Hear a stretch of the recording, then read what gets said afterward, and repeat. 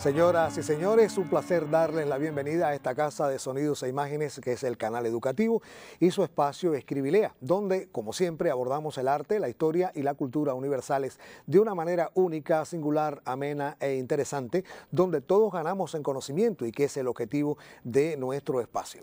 Estoy dando la bienvenida también a nuestro panel de profesores universitarios integrado por el doctor Raúl Lombana, el doctor Félix Julio Alfonso López y el máster en Ciencias Históricas Dagoberto Rodríguez Abrantes. Profesores, muy buenas noches. Agradeciendo también a las personas que se nos acercan en los distintos lugares y que dejan también sus mensajes a través de redes sociales, agradeciendo, dando opiniones, sugerencias para nuestro programa. Vamos a recordar el momento en que uno de nuestros panelistas realizaba la pregunta de participación de nuestra semana anterior y tendrán la posibilidad también de conocer a la persona ganadora, a quien estamos ya felicitando, y la respuesta correcta para aquellos que no han tenido acceso a ella en el borde inferior de la pantalla. ¿Cuál es el nombre del protagonista de la célebre novela de el alemán Patrick Suchkin titulada El perfume? ¿Y con qué rara cualidad nació?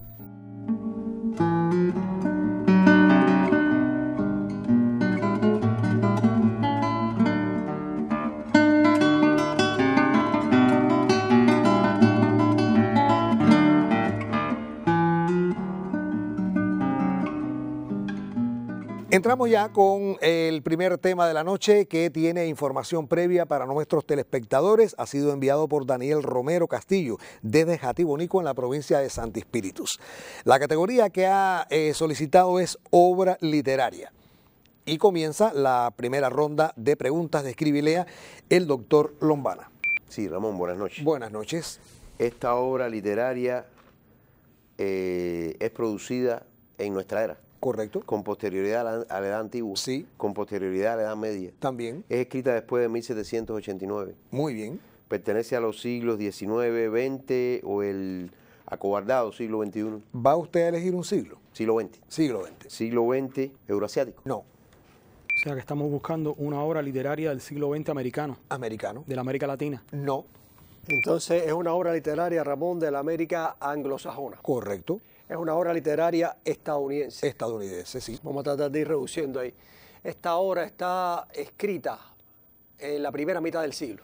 En la primera mitad del siglo no. No, es decir, después de 1950. Exactamente. Y esta obra es una obra en prosa. En prosa. De ficción. Está ficcionada, claro, por supuesto. Puedo excluir la prosa reflexiva, el ensayo, etcétera.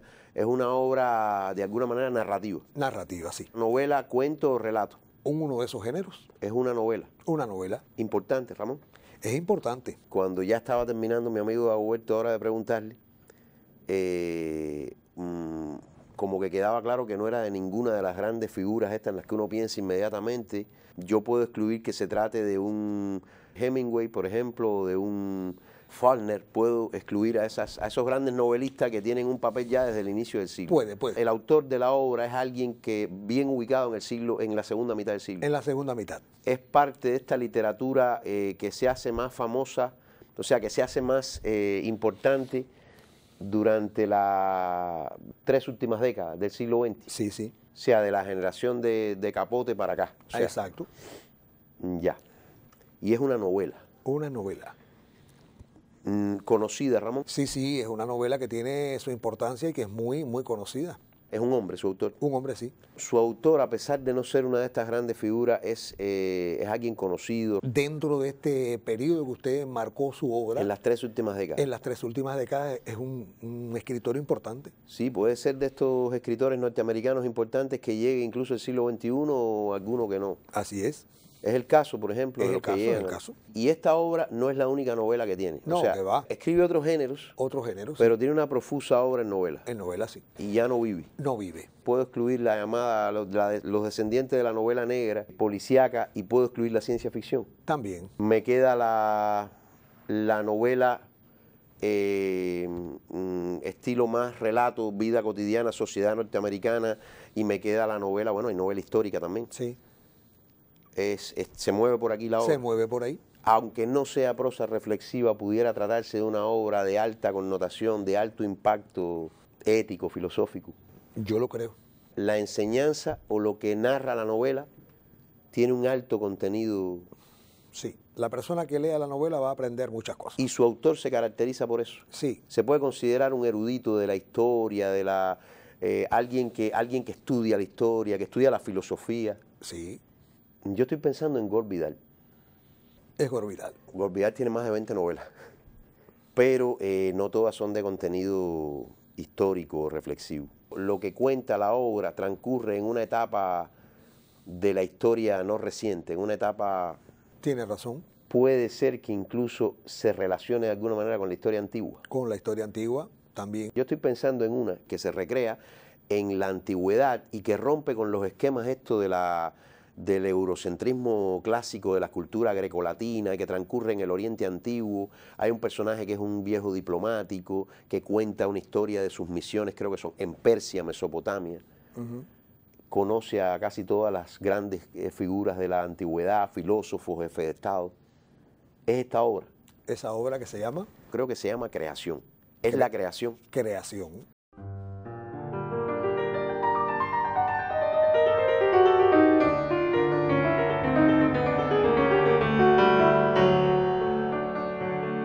Yo creo que es un libro que todo el mundo se debería leer, la verdad. Porque además Gore Vidal tiene la capacidad de presentártelo contado, novelado. Realmente pocos escritores hubieran podido hacer esto, ¿no?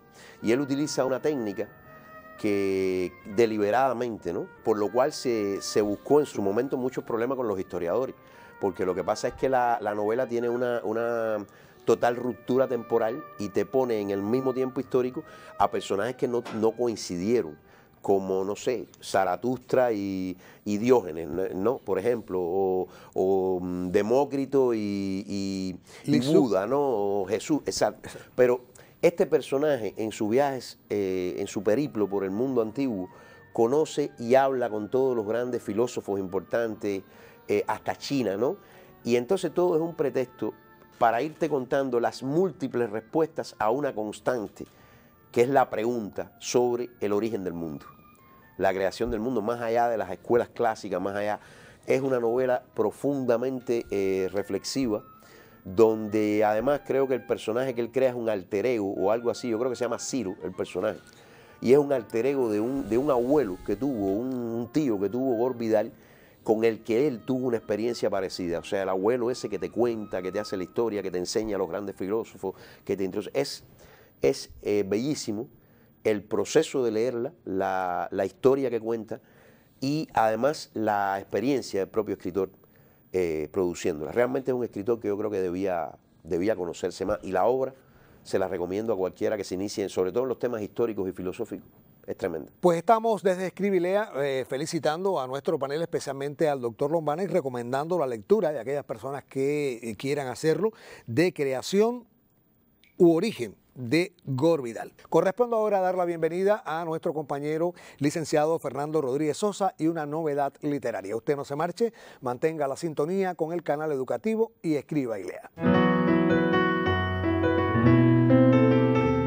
Buenas noches. Negociaciones y conflictos de identidad en el filme Memorias del Subdesarrollo de Tomás Gutiérrez Alea, el documental cubano contemporáneo. La estética audiovisual y el cambio de siglo en el cine cubano entre los años 1990 y 2018, y vigencia del largometraje El hombre de Maicinicú, de Manuel Pérez Paredes, son algunos de los estudios que se incluyen en el libro que hoy les comento. Me refiero al volumen titulado Burlar el cerco, conflictos estéticos y negociaciones históricas, de Ángel Pérez, que se publica por la editorial Letras Cubanas del Instituto Cubano del Libro. Esta obra, galardonada con el Premio Pinos Nuevos 2020 en el género de ensayo, incluye en 2 secciones 7 estudios que, a partir de una documentada investigación, reflexionan sobre 6 décadas del cine en Cuba. Crítico literario y de medios audiovisuales, licenciado en Historia del Arte por la Universidad de Oriente, Ángel Pérez ya había publicado anteriormente el libro Las malas palabras, Acercamientos a la poesía cubana de los años cero y compiló en coautoría varias antologías precisamente de la poesía cubana de los años cero. El Premio Caracol de la UNIAD en Crítica y Ensayos Cinematográficos, el Premio Internacional de Ensayo de la revista Temas y la beca de creación Dador de ensayo avalan su ejercicio intelectual. Burlar el cerco, conflictos estéticos y negociaciones históricas en el cine cubano, de Ángel Pérez, es un libro que, a partir de una cuestionadora, inquietante y sugerente reflexión, llega para enriquecer el catálogo editorial cubano relacionado con el séptimo arte. Les recomiendo la lectura, el estudio de Burlar el cerco, conflictos estéticos y negociaciones históricas en el cine cubano, de Ángel Pérez, publicado por la editorial Letras Cubanas del Instituto Cubano del Libro y galardonado con el Premio Pinos Nuevos 2020. Gracias por acompañarme y nos vemos en un próximo encuentro. Entramos ya en el segundo tema de la noche, tema intermedio como me gusta llamarle, y para el cual no tendrán información en pantalla los telespectadores. Es una colaboración enviada por Adalberto García, vecino de la provincia de Villa Clara. Le corresponde iniciar la ronda al profesor Félix Julio cuando le indique que es un personaje célebre. Personaje célebre real. Real. Hombre. Hombre. De nuestra era. Sí. De algún momento posterior a la Edad Antigua. También lo es. A la Edad Media. Sí. A la Revolución Francesa. Así es. De los siglos XIX, XX, XXI o XXI. Este hombre tiene vida en 2 siglos. 20 y XXI. 20 y 21. Este es un personaje célebre euroasiático. No. Es un personaje, Ramón, americano. Americano. De la América Latina. Sí. América insular. Insular. Es un personaje cubano, entonces. Es cubano. Y alcanza su celebridad en un ámbito de la cultura. Así es. De la cultura que el sentido más estricto, es decir, artística, literaria. Correcto. ¿Es un artista o un escritor? Uno de ellos. ¿Es un escritor? No. Un artista. Un artista. Un hombre. Sí. Cubano y que se dedica muy enfáticamente, o sea, muy sin lugar a duda a un arte específico. Correcto. El arte en el que se destaca es el arte, o sea, o son las artes plásticas o la música. Una de ellas. ¿Es un artista plástico? No. Un músico. Exactamente, un músico. Un músico conocido. Muy conocido. Popular. Sí. De la música popular. O sea, la pregunta tiene 2 partes. No solamente su popularidad en el sentido de que fuera conocido, sino que lo que practicaba era la música popular, porque hay músicos de concierto o músicos clásicos que también son populares. Exacto. Tiene razón, tiene razón. Cumple los 2 requisitos. Los 2 requisitos. Es uno de los grandes músicos populares cubanos del siglo XX. Sí, sí. Fue un músico que además compuso, orquestó sus propias composiciones y las interpretó también. O sea, cumplía los 3 requisitos. Sí, Era sí. compositor, arreglista e intérprete de su música. Sí. De la música que él hacía, no de la música que hacían otros, sino de la cual la propia. Él era generador. Exacto. ¿No?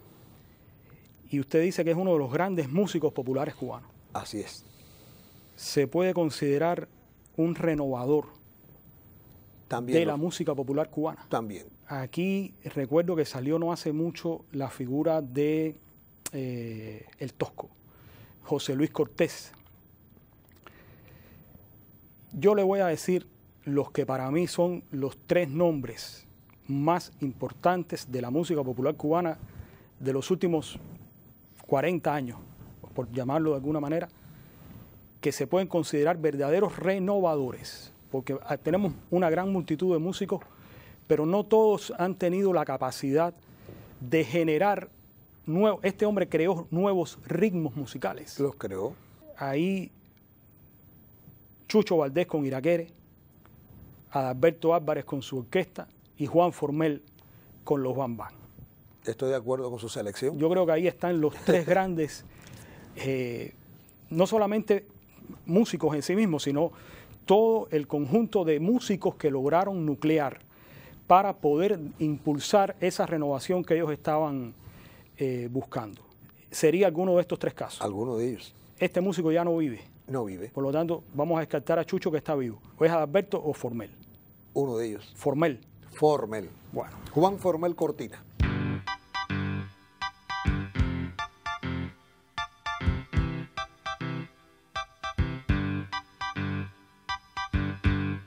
Yo creo que Juan, que además tiene una formación musical que le viene de familia, porque su padre era un músico bastante conocido en la época, es el músico cubano que más impulsó el son cubano para que se convirtiera en una música contemporánea y dejara de ser el son tradicional, el son montuno que se había desarrollado a lo largo de la primera mitad del siglo XX, y que él toma y bebe de esa fuente originaria, que la bebe además del changüí de la orquesta de Helio Rebé, que es donde primero creo que Formel, aunque yo creo que él había pasado por algunas orquestas anteriores. Estuvo en la banda de la policía y después de este pero periodo. En realidad es en la orquesta de Helio Rebé donde Formel comienza a innovar y comienza a producir canciones que ya van a tener una tímbrica y una rítmica diferente, hasta que en diciembre de 1969 funda su propia orquesta, los Bam Bam. Por cierto, hay una similitud de fecha entre la fundación de Scribilea y la fundación de la orquesta Los Bam Bam, un día de diferencia. Así es. Creo que la orquesta se funda el día 4 de diciembre y Scribilea el día 5, de 1969. Después la historia es muy conocida. Formel fusiona el son montuno tradicional y todas las músicas cubanas con elementos del pop, del rock, introduce en la orquesta los metales, introduce el piano en una orquesta que se va a convertir en una verdadera sinfónica de la música popular, y donde yo creo que para mí la época dorada de esa orquesta es la época en la cual coincidieron 4 genios. Formel, por supuesto, como director de la orquesta y compositor, César Pupi Pedroso, Changuito, pianista, Jorge Luis Quintana, Changuito, en las pailas, y la voz inolvidable de Pedrito Calvo. O sea, esos 4 horcones fueron los que convirtieron a los Bam Bam en la orquesta más popular de Cuba, la más renovadora y la que lo llevó a convertirse en el referente musical de Cuba en el mundo, llegando incluso a ganar un Grammy, el Grammy que se da en la música general, no el Grammy latino, sino el Grammy clásico. Él obtuvo el Premio de Excelencia Musical en 2013, Premio Nacional de la Música. Y Juan Formel también compuso para obras teatrales, compuso para documentales.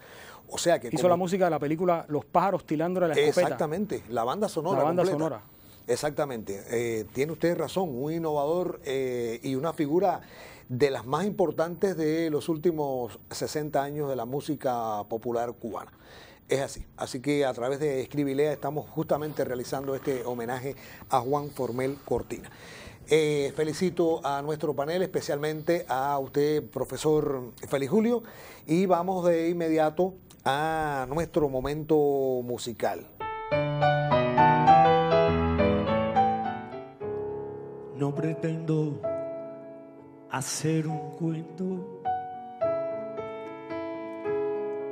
ni decir que me atormento. Solo quiero que comprendas que te quiero y que me muero.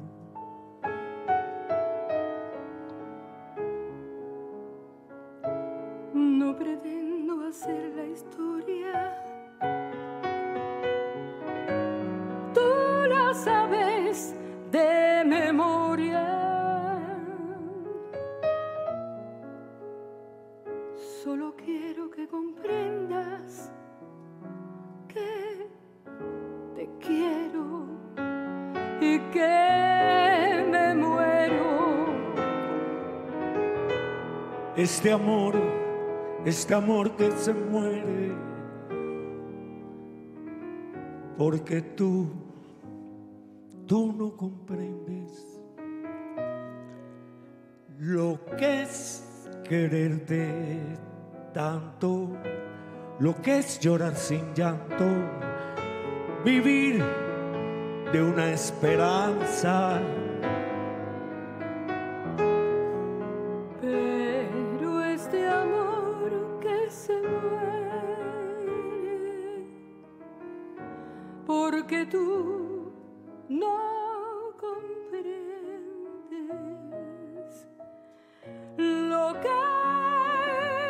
robarme el sueño, vivir con este empeño, quererte para siempre, amor.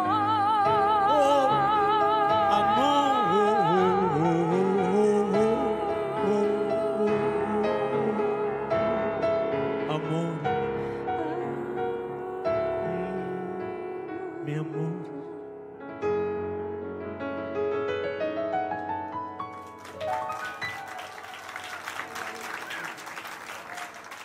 Bueno, este tercer y último tema de la noche, profesores míos, tiene información visual para nuestros telespectadores y que les da una posibilidad sobre ustedes realmente porque tiene un elemento para su indagación personal. Este es un tema enviado por Ramón Barciaga, residente en el municipio Contramaestre en la provincia de Santiago de Cuba y tiene por objetivo determinar un lugar histórico. Inicia la ronda de preguntas mi estimado profesor Dagoberto Rodríguez Abrantes. Este lugar histórico, Ramón, está situado en América. ¿En América? América Latina. Sí. En América Insular. No, América Insular no, No es profesor. América Insular. América Latina continental. Continental. Es un lugar histórico, pero que también guarda una celebridad. Sí, claro.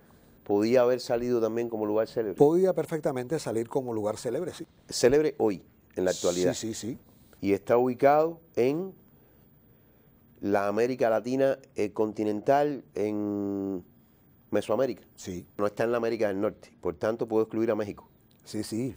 México queda fuera. Estamos hablando de un lugar histórico que se encuentra entre lo que hoy es Guatemala, Belice y sería Panamá, ¿no? Así es. Lo histórico, por supuesto, es porque allí transcurrieron sucesos importantes de la historia mesoamericana. Sí, tiene un peso en la historia mesoamericana. Y además de eso dice usted que es célebre. Sí, sí. Ramón, es que este corolario se me parece mucho al de un tema que tuvimos hace poco, que fue el de Tikal, en cuanto a la historicidad. Pudiera ser parecido en cuanto a los elementos que lo hacen célebre o histórico. Correcto. O sea, está vinculado a una de las grandes culturas precolombinas mesoamericanas. Así es. O sea, o a los mayas o a los aztecas. A una de esas civilizaciones. El mundo azteca está mucho más vinculado a México. Y México ya lo excluimos.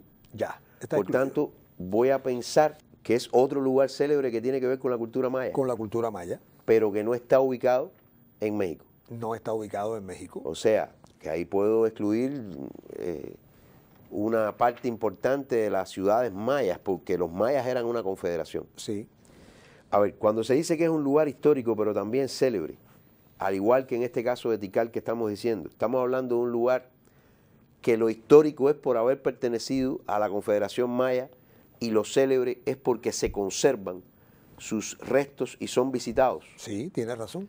O sea, es una ciudad que se considera patrimonio y también un centro de visitas frecuentes por parte, o sea, patrimonial y turístico también. Así es. Este lugar está en su concepto es también amplio.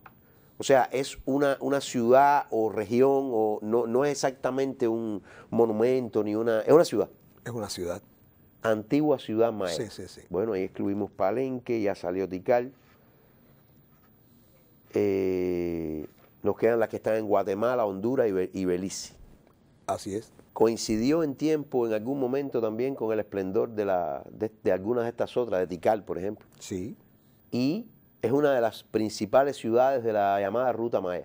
Cuando se estudia la cultura mesoamericana, hay que mencionar justamente a este sitio. Porque es allí uno de los lugares donde más cultura se conserva. Sí. Este lugar, Ramón, también conserva elementos arquitectónicos, pero más vinculados, digamos, al campo religioso, a la vida cotidiana de los mayas. Sí, este lugar tiene una importancia desde el punto de vista cultural, desde el punto de vista político en su momento y O sea, religioso. fue una potencia también, fue una de las ciudades mayas que en determinados momentos mayorearon. Exacto, Está en Honduras, en el actual territorio hondureño. en actual territorio. Yo estoy pensando de que puede ser la otra que mencionamos cuando tuvimos el caso de Tikal, mencionamos varias. Ajá. Y una de las que habíamos valorado era Copán. Copán.